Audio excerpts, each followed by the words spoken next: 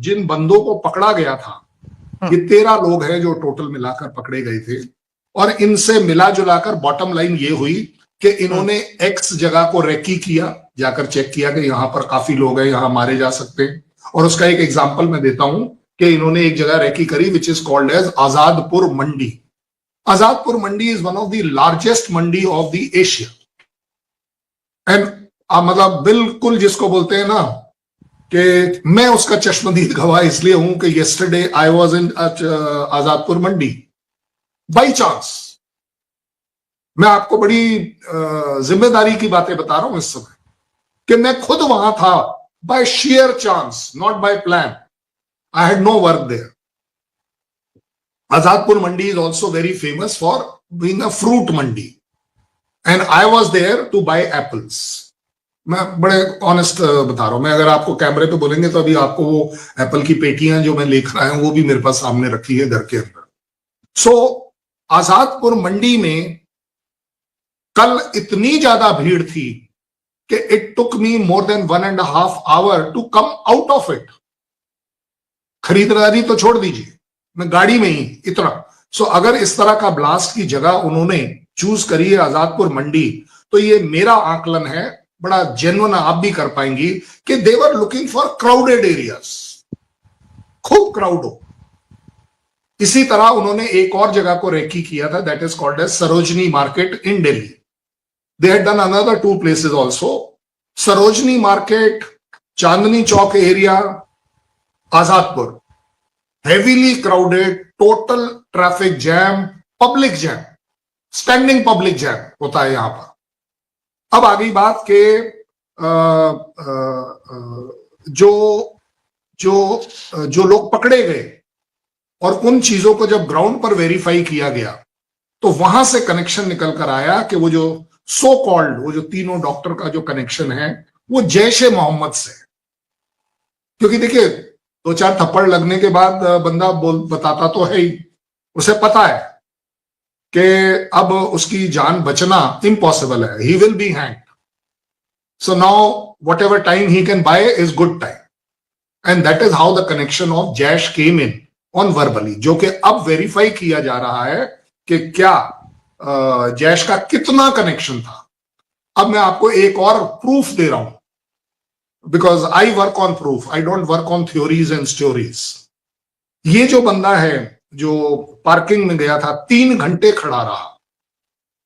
अगर उसे ब्लास्ट करना होता तो इमीडिएटली कर देना चाहिए था, या आपकी बताई थ्योरी का कार छोड़ना था, थोड़ी दूर जाना था, बटन दबाना था, हो जाता ब्लास्ट। बड़ा सिंपल सा मामला है। उसी सीसीटीवी फुटेज में है कि most of the time during his 3 hours he was on telephone, he was speaking to somebody. So we have to assume, कुछ एक चीजें देखो बोली नहीं जा सकती, एज्यूम कि I think he is waiting for some order कि भाई साहब अब मैं क्या करूं, इस एक्सप्लोजिव को लेकर मैं कहीं और जाऊं, क्या आजादपुर मंडी जाऊं, या फिर मैं सरोजनी नगर मार्केट जाऊं, कहां जाऊं। Now I am giving you now part of the story. The story could be only कि उसको जो भी डायरेक्ट कर रहा था वो उसने बताया होगा उसको कि यार अभी सिक्योरिटी बहुत टाइट हो गई है, तू जहां है वहीं कर दे। And that is why he went just little forward. वो रेड लाइट थी, वहीं पर उसने अपना ब्लास्ट कर दिया। सो जैश का कनेक्शन तो सर खुदकुश हुआ ना ये? हाँ, खुदकुश हुआ ना, सुसाइड हुआ ना? अब मैं आ रहा हूं, मैं यस इसीलिए तो अब आ गया बात फियादीन अटैक जिसको हम बोलते हैं, सुसाइडल अटैक जो आप बोल रहे हैं। इस एंगल पर भी इस समय काम किया जा रहा है। हालांकि इसके ऊपर अभी तक ऑफिशियल स्टेटमेंट नहीं आई है, लेकिन ये मेरे जैसे लोगों का आकलन है। एक कार चलाता बंदा रेड लाइट तक आता है, रेड लाइट के पास अपनी गाड़ी को धीरा करता है और ब्लास्ट होता है, that means he would have not got out of the car. ये मेरी थ्योरी है। ठीक है, करने को तो मैं ये थ्योरी बना सकता हूं कि वो चलती गाड़ी से कूद गया होगा, लेकिन ऐसा होता तो दिखता। जो लोग आस पड़ोस वाले उनको जरूर दिखता, वो गाड़ी जाके आगे वाली गाड़ी के अंदर टकराती। ये सारी चीजें सीसीटीवी पर जरूर आती, क्योंकि एवरी चौराया of Chandni Chowk is 100% cover with CCTV. ठीक है। So that is why I am bringing to you the connection of Jaish. Exactly Karn साहब, आपने बहुत ही इन डेप्थ एनालिसिस ये सारा पेश किया है, क्योंकि आपने सारे जो कनेक्शन है और आप खुद भी किस जगह पर एक दिन पहले थे, क्या क्या सारा कुछ आपने बड़े तफसील से बताया। मैं आपसे सर ये जानना चाहूंगी कि एक तो ये कि ये जो आपने बात की, देखिए अगर तो टेलीफोनिक कन्वर्सेशन उसकी जारी थी कहीं पर, तो वो तो उसकी सारी ऑडियो टेप्स और वो आ जाएंगी, तो फिर आपके लिए ये आसान होगा कि आप उसका जो है वो एविडेंस पेश कर सकेंगे। अच्छा, इसके अंदर सर क्या इसको इंडिया ऐसे ले रहा है कि जैसे अगर 10, अभी तक तो 10 की मैं देख रही थी, 10 मारे गए हैं, तो मसूद अजहर के जो घर वाले थे वो भी 10-12 मारे गए थे, कि उसने बदला लिया है, जैश ने बदला लिया है उसके घर वालों का। और फिर क्या इसको देखते हुए अगर कुछ ऐसा सोचा जा रहा है, तो क्या भारत पाकिस्तान पर हमला कर सकता है इसके बाद इस चीज को लेकर? क्या ऐसा हो सकता है? आग के अंदर घी डालने वाले बहुत सारे लोग मिलेंगे, लेकिन अगर अगर पाकिस्तान से किसी ने इस तरह की बात कर दी कि ये बदला लिया है जैश ने मसूद अजहर के बारे में, तो then he is not putting घी इन द आग, he is putting petrol in the आग। नहीं सर, देखें जो जो सोशल मीडिया पे कहने वाले, तो वो आपको पता है जितने मुंह उतनी बातें, उसी की बात लेकिन कर रहा हूं। हाँ जी जी, अच्छा, मैं सोशल मीडिया वाली ही बात कर रहा हूं। अच्छा, कहीं ना कहीं कोई ना कोई अगर ये बोल रहा है ना, तो he is forcing both the countries to go for a very very wrong direction. Okay. And इस तरह के इरिटेंट्स आपको मिलेंगे, मेरे साइड में मिलेंगे, आपके साइड में मिलेंगे। मैं बड़ी मेच्योरिटी के साथ आपसे बात कर रहा हूं इस समय, विद लॉट ऑफ रिस्पॉन्सिबिलिटी। मैं इस समय कंट्री की साइड लेकर बातें नहीं कर रहा, मैं इस समय ह्यूमैनिटी की साइड ले रहा हूं, मैं इस समय करेक्टनेस की साइड ले रहा हूं, मैं इस समय सच्चाई की साइड ले रहा हूं। देखिए, जहां तक बात आती है कि 10 बदलों का बदला 10 ले लिया, तो somebody is trying to exploit the situation कि किसी तरह ये इरप्ट हो जाएगा। आपके यहां से अगर किया है गलत कर रहा है, मेरे यहां से किया है तो भी गलत कर रहा है। मैं आपको, क्योंकि फिगर तो 13 पर चल रही है, तो अच्छा। अब कोई ये बोल देगा कि वो मसूद ने क्या है, वो बढ़ चढ़कर बदला लिया है, 3 बंदे एक्स्ट्रा मारे हैं। ठीक है ना? So we should not like good analysis should not lead to this. ठीक है सर, इसको तो इसी पे हाँ छोड़ देते हैं। हाँ, आपने जी जी जी, आपने बोला वो इंडिया वाला पार्ट जो है, वो जी इंडिया जी, वाला पार्ट, मैंने आपको बताया कि अभी तक सरकार ने इस तरह की कहीं कोई स्टेटमेंट नहीं दी है कि yes this is connected to Pakistan. Okay. और मैं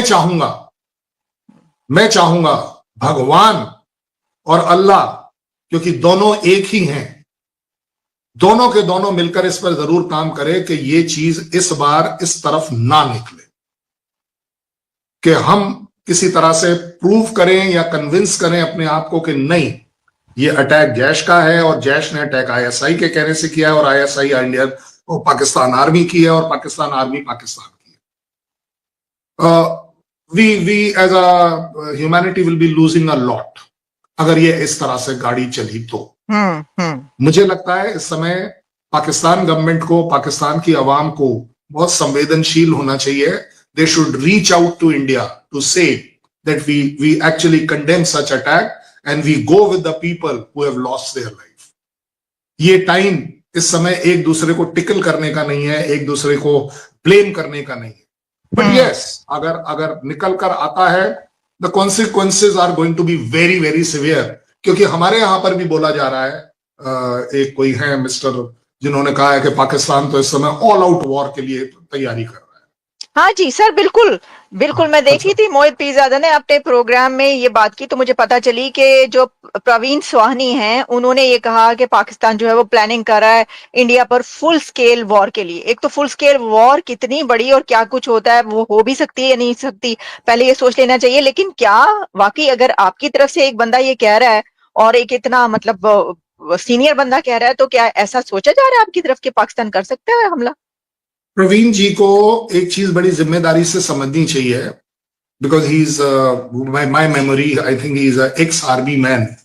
सो इस वजह से मैं बोल रहा हूं कि what is a full scale war, शायद उन्होंने अपने टाइम में देखी हो, बड़ी अच्छी बात है। मैंने देखी है, मैं आपको बता सकता हूं, Kargil was not a full scale war. Op Sindoor was not even nearer to any kind of war. It was not a war. Take my word. ये जो इनको हमारे लैंग्वेज में ना ऑफिशियली बोला जाता है, these are called as skirmish, these are only skirmishes, कि आपने मेरे यहां कुछ किया, मैंने आपके यहां कुछ। फुल स्केल वॉर जब होती है तो उसके बाद किसी के कंट्रोल में नहीं होती है, you cannot control it. What we had in 71 was a full scale war. आपने भी पूरी अपनी आर्मी मोबिलाइज करी, हमने भी करी, हमने आपके इलाकों के अंदर इन्वेजन किया, आपने हमारे यहाँ आने की कोशिश करी, हमने आपको बांग्लादेश में कुछ किया, यहां कुछ किया, और it became a full scale war. फिर भी मेरी आज की terminology, what is full scale war? Ask Russia, ask Ukraine, they will tell you what is full scale war. कि घुस तो गए, निकलोगे कैसे? Full scale war cannot be dreamt today. It will have such prohibitive losses to everybody, not only Pakistan, India. It will be to everybody. The whole world will suffer. Let me tell you. And especially so when both the countries are nuclear. कहीं ना कोई country ये गलती जरूर कर सकता है कि वो अपने न्यूक्लियर ऑप्शन को एक्सरसाइज कर ले। अब आती है बात कि प्रवीण जी की बात में जो दम है वो क्या है। आप एक बात बताओ आलिया जी, तो आप भी बता सकती हो, आर्मी जो होती है वो क्या इलेक्शन लड़ने की तैयारी करती है किसी भी कंट्री में? नहीं। क्या वो झाड़ू पोछा का काम करती है? नहीं। क्या वो फ्रूट मार्केट का काम करती है? नहीं। What is the profession of Pakistan and Indian army? To fight a war if it is there. अगर पाकिस्तान आर्मी तैयारी कर रही है तो भाई साहब मैं तो कहूंगा पहली बार वो कुछ अच्छा प्रोफेशनल काम कर रही है। क्योंकि मेरा अपना, गलत है, गलत शब्दों में मैं बोल रहा हूं कि मेरा अपना आकलन है कि मेरा चीफ किसी दूसरी कंट्री में जाके सेल्समैन का काम नहीं करता। वो मेरा इकोनॉमी मिनिस्टर करता है, वो मेरा प्राइम मिनिस्टर करता है, वो मेरा फाइनेंस मिनिस्टर करता है। I don't have to carry a suitcase कि यस जहां मौका लगेगा मैं खोल के बताऊंगा सर कुछ खरीद सकते हो तो मुझसे खरीदो, आई विल बी। अगर पाकिस्तान आर्मी वॉर की तैयारी कर रही है ना तो उसे प्राउड फील होना चाहिए कि कम से कम पहली बार अपना काम कर रही है। क्योंकि ये मेरा कहना नहीं है, ये आपके यहाँ है, आपके टीवी चैनल्स पर मैंने पार्ट ले रखा है, वहां पर आपके ही लोग बड़े उससे बताते हैं कि we have our army has never fought a war और won a war but we have never lost a election. ये आपके यहाँ का सेइंग है, मेरे यहाँ का सेइंग नहीं है। नमस्कार दोस्तों, एक और वीडियो में आपका स्वागत है। वीडियो में कर्नल साहब बोल रहे हैं कि जिस दिन दिल्ली में बम ब्लास्ट हुआ लाल किले के पास, वहाँ पर वो कुछ ही मीटर मतलब कुछ ही दूर मौजूद थे एक सेब की मार्केट में, फलों के मार्केट में, जहाँ पर वो सेब खरीदने के लिए गए थे। पर उन्होंने ये जब धमाका सुना तो वो चौंक गए और अफरा तफरी मच गई वहाँ पर। तो कर्नल साहब अपने एक्सपीरियंस को व्यक्त करते हुए कि तब वहाँ हुआ क्या था और जैसे इन्वेस्टिगेशन चल रहा है उससे पता चल रहा है कि ये पाकिस्तान में बैठे जैश का हाथ है और इंडियन एजेंसियाँ खोज कर रही हैं कि असली पुख्ता सबूत के तहत कि ये सही में जैश का हाथ है कि नहीं है। और आपको ये वीडियो कैसा लगा कमेंट बॉक्स में बताइएगा और ऐसे ही वीडियो देखने के लिए हमारे चैनल के साथ जुड़े रहिए और चैनल देखते रहिए लेट्स टॉक।